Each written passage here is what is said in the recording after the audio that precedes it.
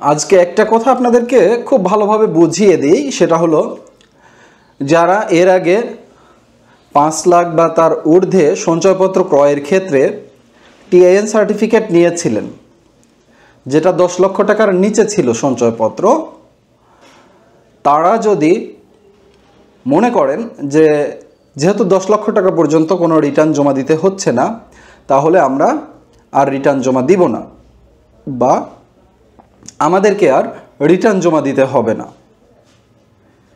তাহলে তাদের জন্য কি সলিউশন, বা তারা যদি রিটার্ন জমা না দেন তাহলে সেই ক্ষেত্রে কোনো সমস্যা আছে কিনা, বা তারা যদি চান যে আপনাদের টিআইএন সার্টিফিকেট ক্লোজ করে ফেলবেন, সেটা পারবেন কিনা, এটা কিন্তু একটা গুরুত্বপূর্ণ কথা।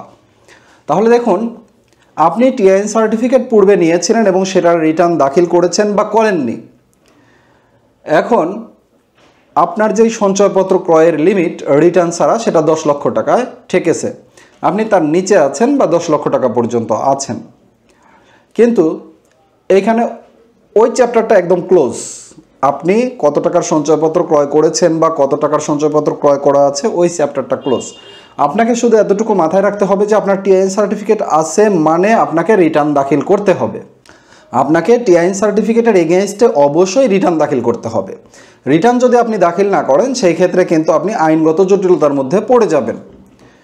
দ্যাটস ওয়াই আপনার এটা ভাবার কোনো কারণ নেই যে আপনার টিআইএন সার্টিফিকেটটা আপনি বাতিল বা বন্ধ করতে পারবেন। তো যদি বন্ধ করতে চান বা বাতিল করতে চান, সেই ক্ষেত্রে কি করবেন, সেটারও তো একটা সলিউশন দরকার। সেই বিষয়েও আপনারা আমার কাছে জিজ্ঞাসা করতে পারেন।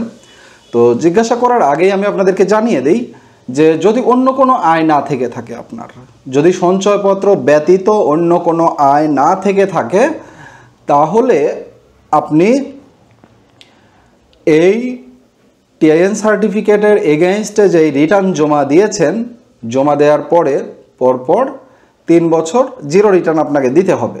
আর এই জিরো রিটার্ন দিতে হলে আপনার ফাইলে কোনো ট্যাক্স শো করা যাবে না। এখন দেখুন, যেহেতু আপনি সঞ্চয়পত্র ক্রয় করেছেন এবং সঞ্চয়পত্র থেকে আপনি আয় করছেন, সেখান থেকে একটা ট্যাক্স অটোমেটিক কর্তন করে দিচ্ছে।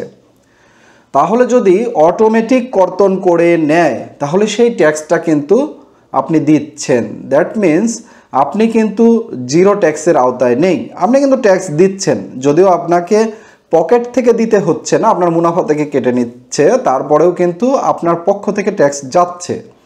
দ্যাট মিন্স আপনার সঞ্চয়পত্র যতদিন আছে ততদিন কিন্তু আপনার ট্যাক্স কেটে নিচ্ছে। তো সেই ক্ষেত্রে আপনার রিটার্ন কিন্তু জিরো রিটার্ন হচ্ছে না। আমরা যে রিটার্ন স্থগিত করার জন্য বা টিআইএন সার্টিফিকেট স্থগিত করার জন্য আবেদন করব, সেই আবেদন করার পূর্ব শর্ত হলো যে পূর্বের 3 বছর এক নাগারে আপনাকে জিরো রিটার্ন দিতে হবে। তো জিরো রিটার্ন দিতে হলে আপনার আগে সঞ্চয়পত্রটা ক্লোজ হবে। ক্লোজ হলে তখন আর আপনার থেকে সরকার কোনো ট্যাক্স নিচ্ছে না বা আপনি কোনো সরকারকে ট্যাক্স দিচ্ছেন না, তাহলে সেই ক্ষেত্রে আপনি জিরো রিটার্ন দাখিল করতে পারবেন। এরকম পরপর 3 বছর দেওয়ার পরে দেন আপনি কর অফিসে আপনার সার্কেলের উপকর কমিশনার বরাবর আপনি দরখাস্ত দিতে পারবেন আপনার টিআইএন সার্টিফিকেটটা আপাতত স্থগিতকরণের জন্য। এবং যদি সেটা দেন, তাহলে দেওয়ার পরে তারা প্রয়োজনে পরিদর্শন করবে, তারা তদন্ত করে তদন্ত সাপেক্ষে ভালো ফলাফল পাওয়া সাপেক্ষে আপনার সেটা স্থগিতকরণের আদেশ দান করতে পারেন। আদারওয়াইজ আপনাকে কিন্তু রিটার্ন দাখিল করেই যেতে হবে। সুতরাং একটা বিষয় ক্লিয়ার যে আপনার সঞ্চয়পত্র যতদিন আছে ততদিন আপনাকে রিটার্ন দাখিল করতে হবে, এবং সঞ্চয়পত্র শেষ হওয়ার পরেও অন্তত 3 বছর অন্তত পরপর 3 বছর আপনাকে জিরো রিটার্ন দিতে হবে যদি আপনার টিআইএন সার্টিফিকেট স্থগিত করতে চান। আশা করছি বিষয়টা আপনাদের কাছে ক্লিয়ার। তারপরেও যদি কারো কোনো অস্পষ্টতা থাকে বা কোনো প্রশ্ন থাকে, তাহলে অবশ্যই আপনারা কমেন্ট বক্সে দিবেন, আমি চেষ্টা করব আপনাদের প্রশ্নগুলোর উত্তর দেওয়ার জন্য। ভালো থাকবেন, সুস্থ থাকবেন, আমার জন্য দোয়া করবেন। দেখা হবে পরবর্তী ভিডিওতে ইনশাআল্লাহ। আল্লাহ হাফেজ।